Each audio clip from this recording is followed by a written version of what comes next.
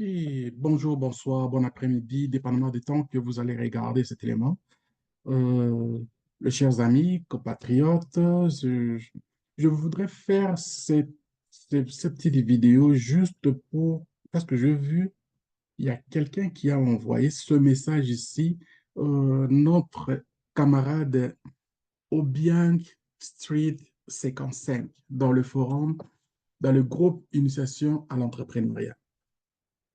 Ce message, pour moi, il est très important. Très important. Ça fait depuis un moment dont je voulais faire une vidéo pour faire un peu, parler un peu de la sécurité de nos comptes. Parce que j'ai passé beaucoup de temps, j'ai mis beaucoup de temps à faire des interventions sur le plan sécuritaire. J'ai aidé beaucoup de gens, certains, on a résolu le problème, d'autres, ça n'a pas été avec succès et ça continue, ça continue, ça continue. Donc, si vous voyez, je voudrais juste attirer l'attention de ce genre de message. C'est très important. Merci, bravo, mon cher, d'avoir pensé à envoyer ce message ici. Qu'est-ce que ça dit, ce message ici? Très simple. À mesure que plus de pionniers migrent vers le mainnet, veuillez vous rappeler la sécurité de votre portefeuille PI, non dépositaire et PI. Les erreurs de partage de votre portefeuille passe-phrase aux mauvais acteurs ou sites de un phishing peuvent entraîner des transactions irréversibles en raison de l'immuabilité de la chaîne de blocs. C'est pas compliqué, c'est clair. Puisque quand vous faites une transaction avec la crypto-monnaie, une fois que vous avez soumis, vous ne pouvez plus le retirer. Vous ne pouvez plus le faire revenir. Et vous n'avez plus quelqu'un qui va faire, par exemple, dans le support, que vous pouvez appeler pour arrêter ça. Vous êtes la seule personne qui a fait la transaction et tout est parti. Et ça risque, si ça arrive à la bonne place, c'est bon. Mais si malheureusement, ça va à un endroit que vous n'avez pas souhaité que ça arrive là, c'est dommage. OK? Assurez-vous que, assurez-vous d'accéder uniquement à votre portefeuille via votre portefeuille.pinet.com. Pas de variation de URL ou des sites similaires faisant semblant d'être les portefeuilles Pi. Les phishing, comment ils font? Ces gens-là, ils vous envoient, par exemple, un lien similaire de ce que vous utilisez déjà. Mais ils vont ajouter juste peut-être comme un code dedans, ou bien un chiffre, ou bien une lettre qui va changer complètement la destination, qui va changer complètement le lien même, mais vous voyez que ça semble séparé. Ce n'est pas la même chose. OK? Pas de variation des URL ou des sites similaires faisant semblant d'être le portefeuille Pi. Reportez-vous au centre de sécurité Pi, récemment mis à jour pour tous les liens. Compte et poignée de officiels et les annonces de sécurité passées. Donc, ça, ce sont des messages que moi, je trouve que ça vaut vraiment la peine d'en parler. Ça vaut vraiment la peine d'expliquer aux autres. Et je vais ajouter un petit peu les genres de situations que j'ai passé beaucoup de temps à faire des interventions, à aider les gens. Et des fois, c'est un peu difficile à comprendre. Vous savez, quand vous faites aussi, vous faites un mot de passe.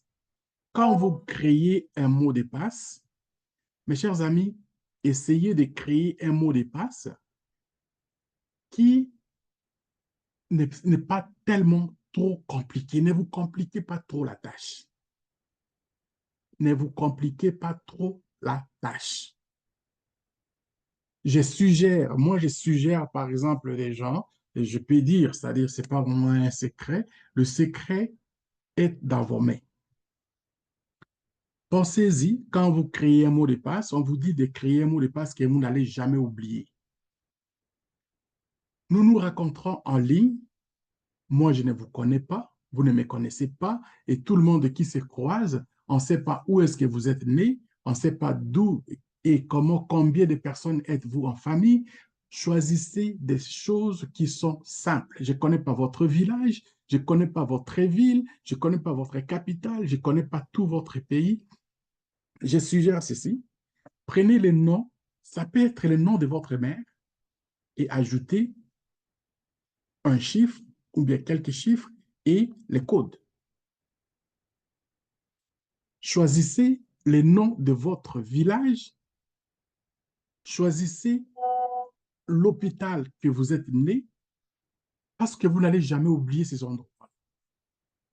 Ou bien les noms de votre enfant, les noms de votre femme et les noms de votre mari, c'est vice-versa.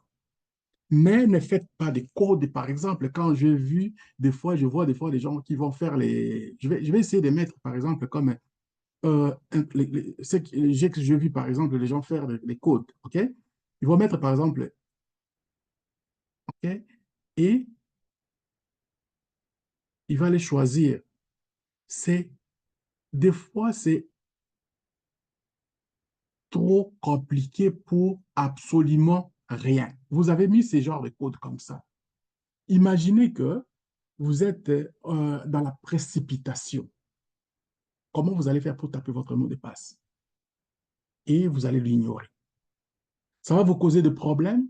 Les mots de passe, vous avez oublié, ça va vous donner des stress. Quand le stress revient dans votre tête, vous n'avez plus la même réflexion. Trouvez des mots de passe simples, ne vous compliquez pas la vie. Quelqu'un qui fait, par exemple, les gens qui font des phishing, là, ils ont des logiciels qui vont décoder ça, qui essaient de décoder des choses avant de le faire. C'est à ça que je sache. Je ne peux pas dévoiler, je ne peux pas dire tous les secrets pour dire que je fais ça. Oui, je connais quelques secrets, mais moi, j'ai étudié pour aider les gens à mettre le service en œuvre. Je n'ai pas étudié pour devenir voleur. Ceux qui deviennent des voleurs, c'est-à-dire ils sont nés voleurs. Ils ont la mentalité de pouvoir gagner plus quand ils ne sont même pas capables ils ne se contrôlent pas, ils n'ont pas l'honnêteté, ils vont travailler pour seulement aller chercher à faire du mal aux autres. Mais moi, ce n'est pas ça ma vision. Moi, j'aimerais vraiment travailler pour que les autres, pour que notre communauté se développe. Je veux que mes amis qui me suivent et qui aient le service par rapport à ce que je sais, si je peux leur apporter un plus, ça me fait du bien, ça me fait plaisir. Mais vous qui écoutez, vous qui faites ce genre de choses, de mettre par exemple le mot de passe trop compliqué et qu'à un moment donné, vous-même, vous ne savez pas votre mot de passe, mais vous demandez à la personne qui veut vous aider de trouver la solution. Ce n'est pas loyal.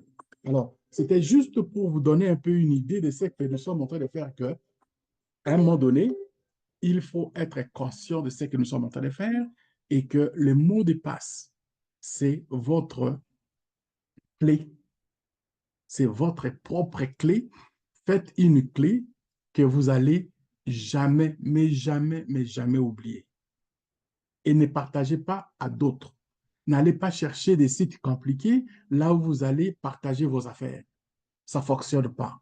Sinon, si vous êtes pris, mal pris, il y a moyen de récupérer, mais si c'est trop compliqué, ça devient aussi quelque chose n'est pas acceptable. C'était juste pour vous montrer, d'abord, de lire ce genre de message ici que vous venez de voir que notre partenaire nous a donné vraiment donc un beau texte ici. Ça donne un peu l'idée de parler de la sécurité. Et si jamais vous avez encore d'autres comme ça, ne vous gênez pas de partager aux autres. La même chose comme ce genre de message que nous sommes en train de faire maintenant, partagez ça aux autres. Comme ça, on va être tous avertis de notre propre sécurité. C'était à vous, Munga Watata. Bye bye, à la prochaine.